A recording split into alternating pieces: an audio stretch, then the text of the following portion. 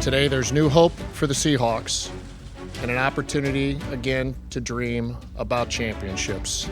This is an extraordinary time, and I hope that you can sense the excitement that I feel about this opportunity. I know it's going to be hard. I know it's going to be difficult. And people from where I come from want to say, well, gosh, why would you do that when you win all the time in college football, and here you're going into the meat grinder of the NFL? I'm ready. I never heard a coach speak so much at the podium. He was all over the place. And I thought, this guy's going to be a hoot. See what you got, Root. Come on, Root. And so, the Pete Carroll era was born. Carroll started by hiring John Schneider as his right-hand man. In their first draft, they started building a foundation. Russell Okung, Earl Thomas, Golden Tate, Walter Thurman, and Cam Chancellor. Seattle finished 7-9, but won the NFC West, setting up one of the most memorable moments in franchise history. The New Orleans Saints came to town for the wild card game. In his final Seahawks game in Seattle, Matt Hasselbeck threw for 272 yards and 4 touchdowns. But it was Marshawn Lynch who got the stadium shaking. He's across the 40, midfield, 45, he's on the run, Lynch, 40, pushes the man, 35, look at him go. He's down to 20, 15, he could go, he is gonna go. Touchdown, Seahawks! And it was just one of the remarkable things, most remarkable things I'd ever seen. I saw Marshawn breaking a tackle in 4 minutes. I chase, but it was just an amazing moment. I think caused an earthquake, going nuts, celebrating with my teammates in the end zone. Kind of glanced up and I saw where my family was sitting, and I kind of raised my arms like, can you believe this? I couldn't hear myself in the headset. You know, my offensive line told me that, they would get me to the second level, and, you got to take over from there. And, it was a power play, and they did exactly what they told me was going to do. And, after I got to the second level, I think my instincts just took over. And, Justin told me that, one of the offensive linemen, beat me to the end zone. So I guess it started and ended with them. So, it was much respect and big ups to them. It was that ultimate sign that the Seahawks have arrived under Pete Carroll. The beast is alive and well! In 2011, more pieces to the puzzle, drafting K.J. Wright, Richard Sherman, and signing undrafted free agent Doug Baldwin. How in the world did he catch that ball? You feel the culture, you feel the community, you feel the desire to win. And not just to win for the individual accolades, but to really win for your teammates and for a community. And then came 2012, Bobby Wagner and Russell Wilson. Matt Flynn was all but penciled in as the starting quarterback, but Russ would not be denied. Pete gave me a chance to play and try to go after and go shine right away. I think for me, I just believed in myself. I think you got to believe internally in yourself. And I think also too, you have to pursue what you desire every day, daily. So I was just fortunate to be around a good group of guys. The Hawks would go 11-5, winning the final 5 regular season games, starting with an overtime win in Chicago. 98 yards to go, 99 yards to go, went all the way down the field to go win the game. Took the lead, they tied it up, overtime to go win the game, to throw a touchdown to St. Bryce. Just those moments, I think those build you up to be ultimately confident.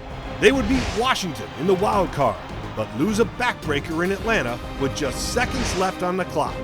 A loss, but a turning point. Walking off that field, I remember telling Coach Carroll, I said, we're going to win the Super Bowl next year.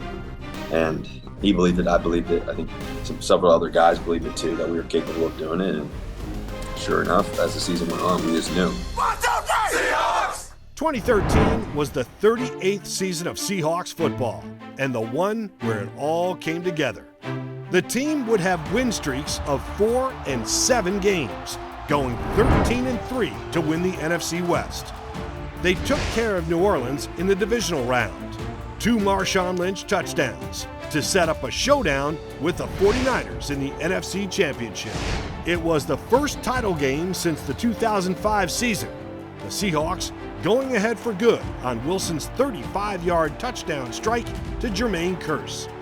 Russ throws a really good seam ball. It's probably one of his best balls that he throws is a seam ball. And he just kind of put it right on the dot, and all I had to do was catch it. The Seahawks defense pressured Colin Kaepernick.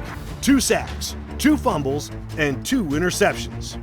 Cam Chancellor had 1 pick, Malcolm Smith the other, ending the game on the play known as the tip. Richard Sherman's play cementing the LOB's significance in the league's history. The final play, take me through it.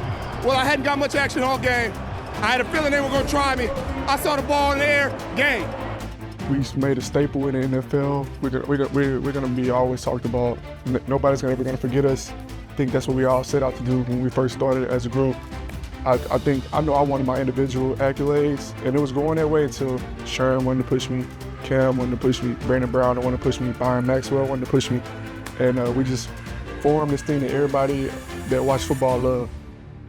Super Bowl 48 in New Jersey against the Broncos. The Seahawks were given much more of a chance than in 2006.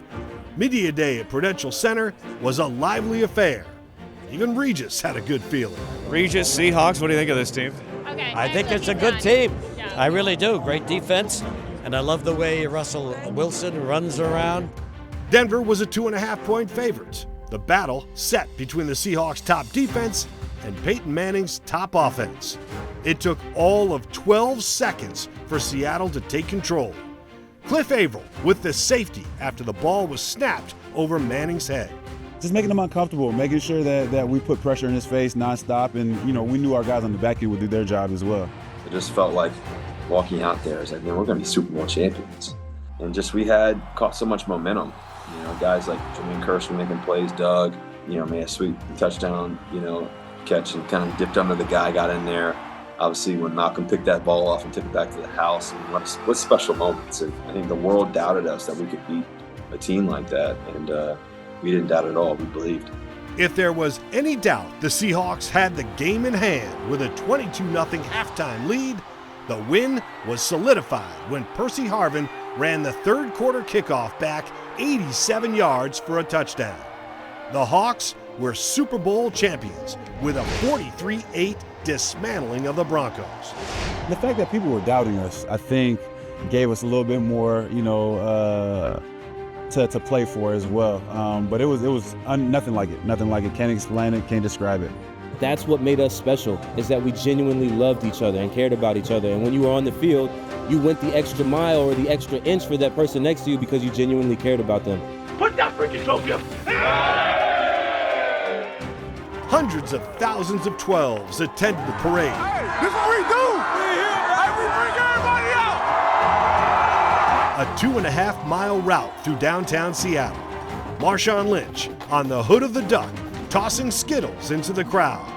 The procession ending at Lumen Field with Paul Allen raising the Lombardi Trophy. Being up on those rides and just seeing all the fans and the eye engagement waves and just the tears on people's faces. There's really never been anything like that big in Seattle. They were just as good the next season, setting up an epic NFC championship against the Packers. It had everything.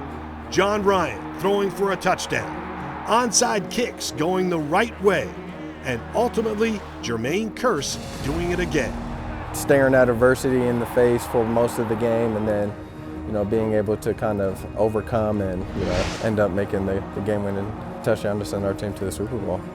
The Hawks had the makings of a dynasty, returning for Super Bowl 49 against the Patriots.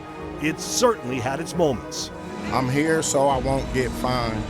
Seattle driving late for the win when Jermaine Kearse made another of his circus catches. Malcolm was able to get his hand on it a little bit, and I was just able to still kind of track it throughout the air. It kind of slowed down a little bit. Just another big play that's, obviously followed by what everybody knows. So Lynch didn't get fined, and he didn't get the ball. Wilson's pass picked off to seal a super loss. I understood why the call was made. Intellectually, I knew why. Until you're talking about Marshawn Lynch. The play call I didn't have as much problem with. The execution, obviously. As great as it felt the year before, that's how bad it felt the following year. And then, as we know, it sort of wasn't the same after that. And it never is. And that's unfortunate. The Seahawks would make the playoffs in 4 of the next 5 seasons to end the decade, not yet having returned to the Super Bowl.